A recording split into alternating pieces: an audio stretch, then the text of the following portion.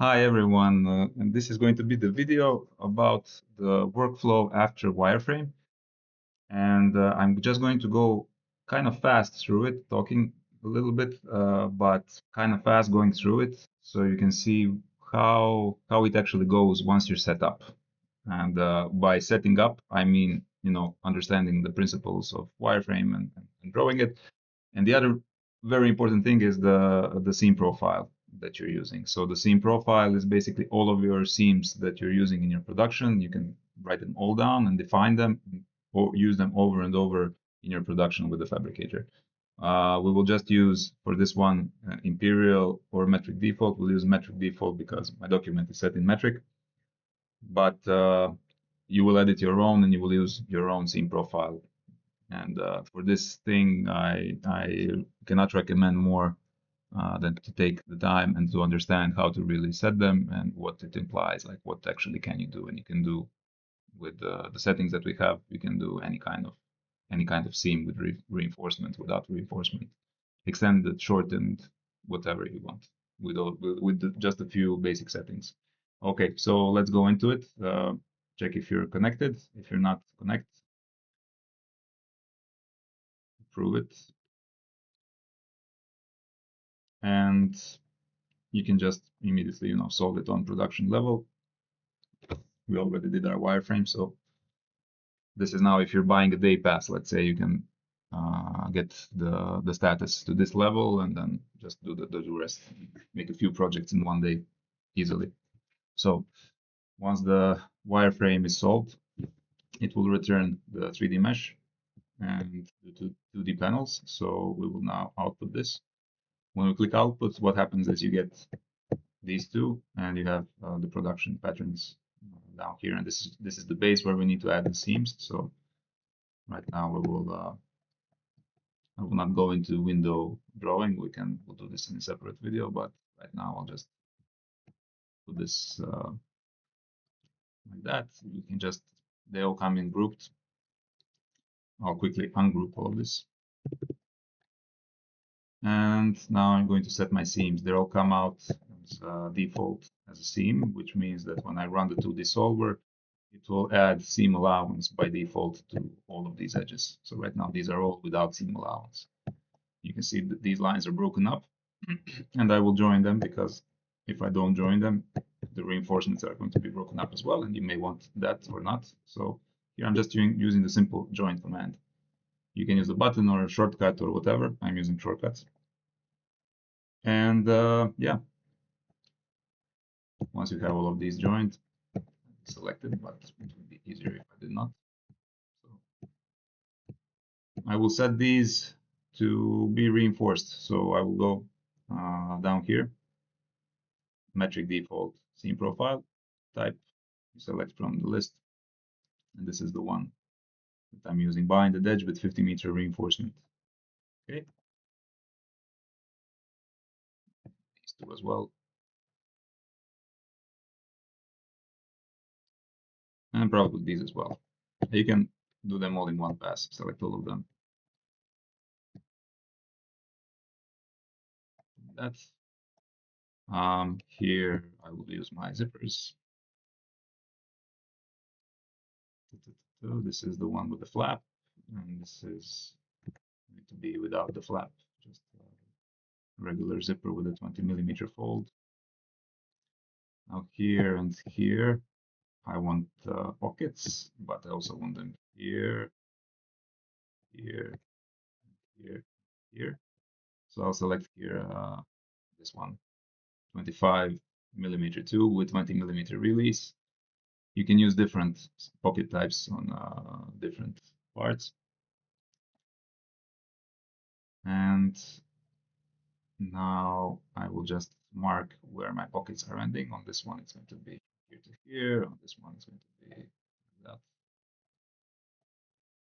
that. This is going to be a full pocket. This one is going to be, now I'm just putting a simple dot. You can click here and it will create points tool, which allows you to click multiple points, one after another. So I'm just marking now where my pockets are going to end. This is going to be full pocket. And in this one, I want a hole for the strap. Take here and here, maybe in front as well, 2 places. Okay, and now when you select everything, you will see that they're all marked. And when you do a 2D preview, you're getting everything calculated at the same time. So reinforcements are coming out where we put the pockets. Pockets are coming out. Holes, little reinforcements. Yeah, all of that coming out.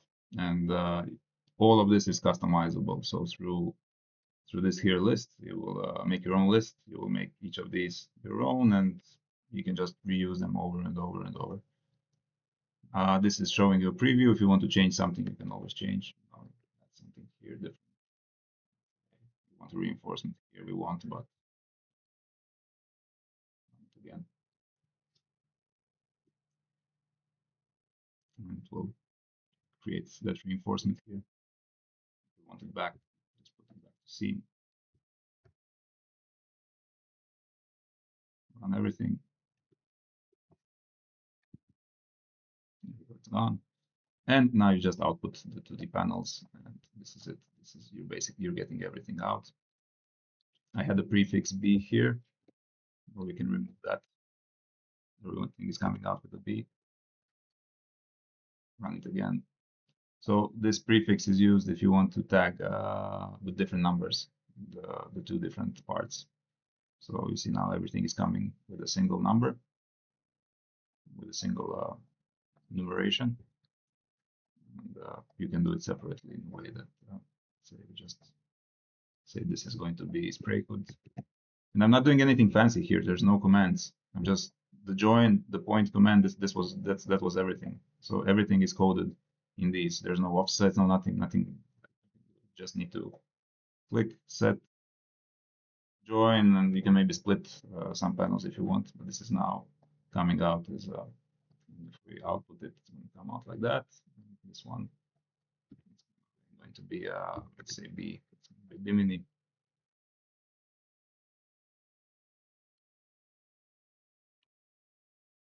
And we output it, and it's coming out. That this is showing you the how many times each edge was used, how many in total length, and reinforcement. They always come 2 of them. So if you need one, one can be PVC, one can be regular material. If you don't need or whatever, you can leave them. You're getting the reinforcement patch. Everything is numerated with the number of the main panel. Each of these come with the number of the main panel. You get these tags, which are here.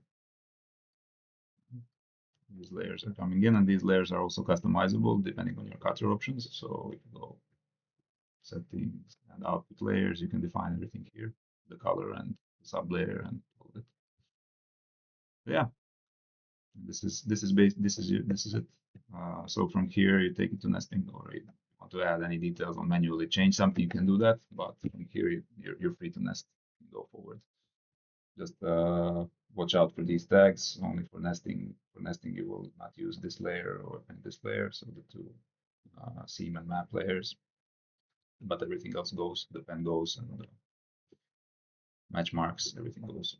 So yeah, this is very fast once you have your scene profiles set up. So I cannot overstate this. Please go and check the manual on your dashboard.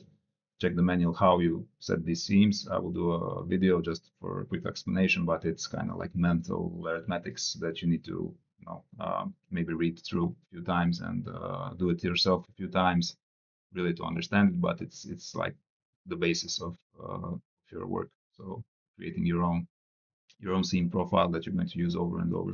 Mine is huge. Like I use a lot of seams for different purposes. So here we have only shipped with only maybe 10 of these and 2 pocket types. But you will want to use for different cases, or you have it simple, so you use just simple, but you use them all over and over and over again. So yeah, this is what it looks like once you're set up, and it really is fast. It's for my own projects, I went down from, let's say, taking a project like this from maybe, going into very details, going from 5 hours, maybe 6 hours, to down to maybe 2 hours in total when I do the 3D and the 2D, and I'm extra careful about all the extra details that you need to do. But yeah, that's what it takes actually. It's taking out a lot of time because there's a lot of repetitive tasks that you were doing before. Offsetting anything you need to click a million times, and the same command used over and over, and then you forget what was this, how much was this edge, how much was that edge, and it's like horrible. So many things that you need to hold in your head, but here all of that is out. You just, like, it's coded in your base, and you're just focusing on delivery. You're focusing on getting the best design possible through this wireframe phase, and the 2D is just like clicking and selecting, and just any detail that needs to be done by hand, you can do it in 2D easily, and also process through this. All right, so I hope this is revealing. This is what you can do with Fabricator. And now the next videos, we will go a little bit deeper into each of these settings that you have, and actually how to use a little bit advanced stuff that we have here. All right, thank you. Please subscribe and follow us for more videos.